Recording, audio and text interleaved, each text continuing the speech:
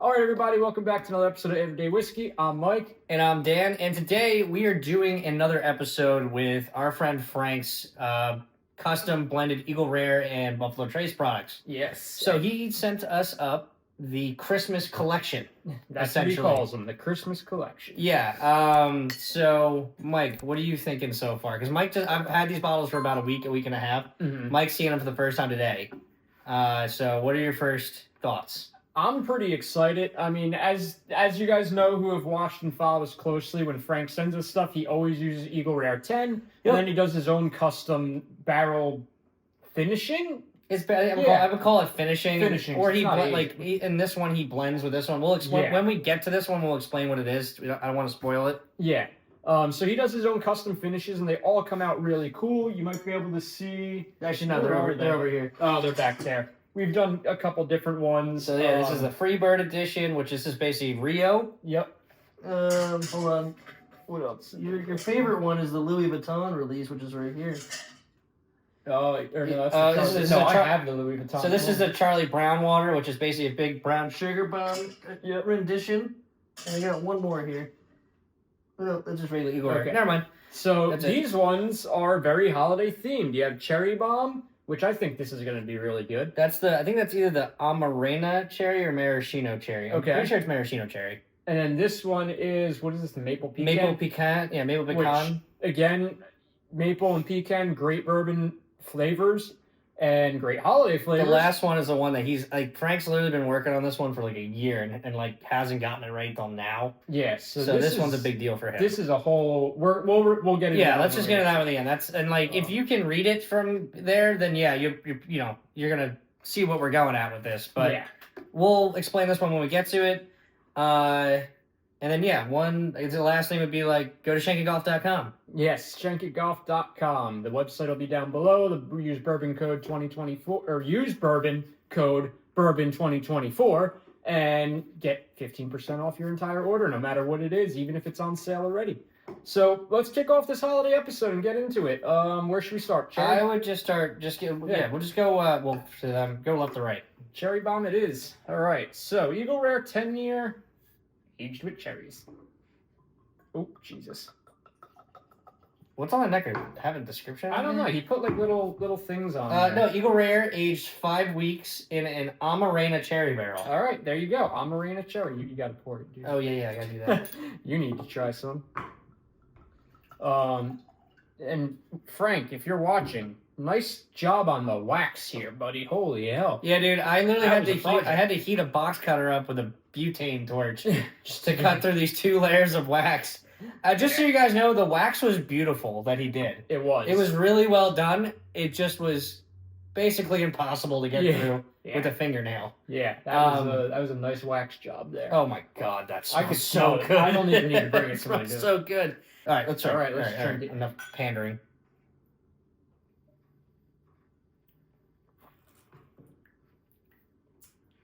Ooh. You still taste the grape note somehow in the Eagle Rare through a little bit. It's not super strong. No, it's no. I thought it was gonna be like almost like drinking the liquid in the maraschino cherry jar. Yeah, but it's not. It's just really he did There's the cherry. It's all back end, and it's really sweet. It's nice. It's just this is really well nuanced and really well layered as far as the palate goes. It tastes like it. I mean, it's expertly done, honestly. This is really good. This is really, really good. It pretty much, you get your typical Eagle 10-year notes and just slap a little bit of cherry in there, and that's it. Yeah, that's as easy as it is. I think he actually cuts some of the dryness, though, that you get out of it. It cuts a lot of the dryness. It's very, very juicy. It's super supple now. Mm-hmm. I really like this. Yeah. Wow. I like that. I really like that. I'm savoring it a little bit. This is so good. You want me to give my score? Yeah, you go first because I'm still milling one around. I'm probably not as high because I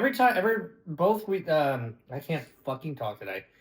Both of the whiskeys that we tried last time that Frank gave to us, we gave in the mid to high 9s. We did. I'm not there with this one, but it's very good.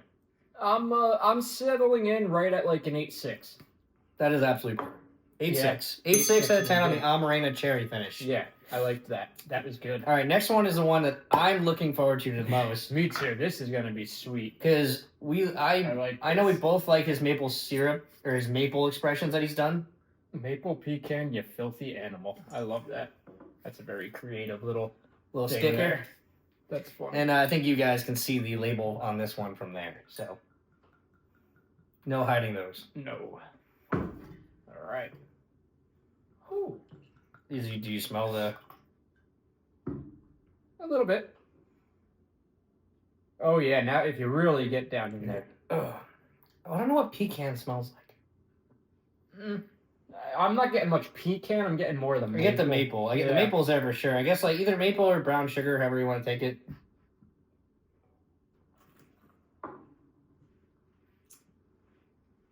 Ooh. Oh, wow. Oh, mama. This would have taken... Oh, my God. It's like pancakes. This would have taken the cake for that maple episode. Oh, yeah. Remember? Yeah. Oh, Mike, if you want to plug the episode on top. I can plug it up there. So Mike and I did a maple syrup whiskey cask finish vertical, and this would have smoked everything that was on that episode. This is really good. This is fantastic, really dude. The brown sugar like tingles, like it like. I love maple and brown sugar and bourbon. It just goes so well. I almost feel. Or this is gonna sound really bougie. This when you drink this, it like dances across your tongue, like it like hops and like it's like electric. It's crazy. There is a lot going on in that. That's fan-freaking-tastic. I don't even want to give you tasting notes. It tastes like maple and pecan. Yeah, maple it tastes like maple rare. Yeah, like if you had maple syrup maple syrup pancakes with some pecans on top, that's what this tastes like. Yeah, it's spot on, perfect. It is fan. It's definitely desserty. So if you don't like dessert bourbons, this might not be for you. But again, like this is what you can do with a little ingenuity. Like, you can create a whole like this. You could not tell me this was Eagle Rare. No, I would never know it was Eagle Rare. And I think Eagle Rare is such a fantastic base for all these projects that he does, because Eagle Rare in and of itself is already just a whole. It's just a wholesome bourbon. Yeah. It's so good. That's why it's my go-to. I love it. So just so you know, I like dessert style bourbons. I do too. That's a 9.6. Yeah. This is. I got no words. It's good. Frank, you killed it with that one, buddy. Dude, that's your best. So far, we haven't had this one yet. That's my favorite thing you've ever made. Yeah, anything like, that you bar none. Anything you do that has the brown sugar in there, I'm a sucker for. Yeah, no, that's fantastic. Reminds me of Whistle Pig Roadstock. Yeah. Like the pancakes kind of note to it. So this one was aged in a maple syrup barrel for 6 weeks, then roasted pecan. Oh, so there is no brown sugar in this. No, it's just the maple syrup. It tastes like there is. It's fantastic. And then you threw roasted pecans in it for 2 weeks. Yeah, that's really good. That's awesome. Excellent job, man. All right, next one, we actually have a love letter from Frank. Yes, we do. No, just kidding. It's just the product description. So the reason we saved this for the end, because this is something that we've never had. My brain doesn't work. We've never had this version of something Frank's done. Okay. Essentially. So this is 2 whiskeys blended into one. Mm-hmm. So don't let the Buffalo Trace bottle fool you. There's actually Stag Junior blended in this to bump up proof. So, in Frank's own words, here they are. Buffalo Trace proofed up with Stag Junior, aged in an oak barrel with dehydrated Fuji apples, cinnamon sticks, and nutmeg. It's just over 100 proof. Yeah. I'm excited for this because I love apple pie. All of that sounds awesome. Fuji apples are like one of my favorite fruits. Yep. Cinnamon sticks, who doesn't like cinnamon sticks? And nutmeg is, Christmas. Yeah, you need nutmeg with cinnamon. All right. Fresh crack. This one, I was dangerously close to going even down to the detail of the necker. I know, I like it's literally an apple pie necker. That's so cool. All right. This has to be the best one. Ooh. I feel like here. That thing's so freaking cool. Yeah. I hope this focuses. I feel like there's no way this isn't the best one. No. We're doing the iPhone again this week because we kind of liked how it worked, so still learning it. We've got Mike's got the nice camera, but I think what the hell happened that we wound up filming on the iPhone? I just forgot my memory card. Yeah, there's no memory card, so he's like, you wanted to shoot on the iPhone, and he has the new iPhone 16. So for anybody who has a new iPhone 16 and you want to get into podcasts and you're like, oh, well, I don't want to start a podcast or a video series because I don't have a camera. You don't need a camera. No, you really freaking. You just need a phone because this thing's impressive. This is impressive. Like, this actually films in 4K. We upload in 1080p, just so you guys know. Yeah. The upload times are faster. We upload in 4K. It would take 5 years to upload this damn video. But yeah, if anybody wants to start like their own whiskey page or whatever page, if you have an iPhone and you have a chair and you have a table, you're good to go, man. Fire away. Like, there's no excuse not to do it. This is leaps and bounds better than when we first started with our, you know, like... It was an iPhone 10. iPhone, yeah. It was an iPhone 10. It was an iPhone 10. It was this tripod I had. Yep. And it had a shitty little light attached so to the top of the bracket that's capped off now. It is so bad. In front of the fish tank. Yep. All right, cheers. Merry Christmas to all you guys. Merry Christmas, folks. This will come out next week, so this will be our Christmas special. It's going to be a few days... If you're watching it, it came out. So yeah. Oh, we have a cat now. And whiskey cat number 2. Angel, say hi to everyone. Hello, kitty. Sorry about that. Yeah, I know. Meow. Bye, kitty. Over there. All right. All right. Back to the regular. Oh, whoa. Regularly scheduled programming. Yeah. See, I said that right. You get a lot of the apple and. Oh cinnamon. my god. It's a lot of cinnamon. I'm excited for this. Cinnamon.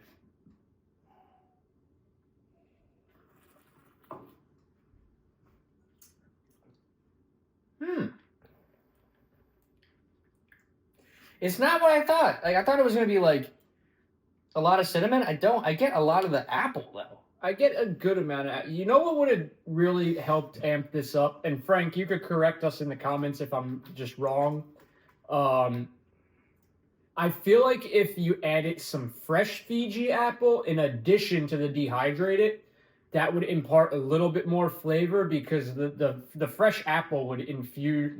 I think he was worried about the liquid. apple. I think he might have been worried about the apples rotting. I was just in the going to barrel, say that's why you dehydrated them? there could be technical reasons as to why you didn't do that. So that's why you could correct me down below. I trust you more than I trust 'Cause myself. you You're the expert. Because, like, technically the whiskey will preserve stuff, but whiskey is also a very porous... Mhm. On a molecular level, whiskey is very porous. That's why it does so well in barrel aging. But it's also the same respect as, like, if you put something into it, it doesn't preserve it perfectly. Like, if you threw apples in vodka a week later, it would still look like vodka. Whiskey, it's going to degrade. Holy shit. Degrade. Holy shit. Merry Christmas. Yeah. I mean, other than that, like, I got to go back again. The nose is 100% apples. Ooh, the second one's better. The nose is so good. Second sip's better. I just think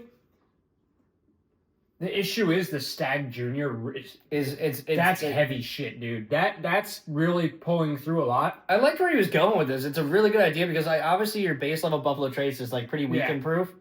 And when you want a lot of flavor in something, you don't want it to be weekend proof because what happens when you bump up ethanol, you bump up flavor. It also becomes harsher. But you want to max out your flavor, especially in something like this. So he wanted to bump this thing up to 100, but also I think in the process of doing that, it made it a little more volatile, and some of the flavors aren't coming through. Do we know? Is this his first time doing this or no? From what I've received, yes. Okay. So this is point 1. We were just talking about something like this earlier. This is point 1. I think honestly, dude, it's good. It's very good. You just bump up the apple, bump up the cinnamon, bump up the nutmeg just a little bit. And I think you'll be there.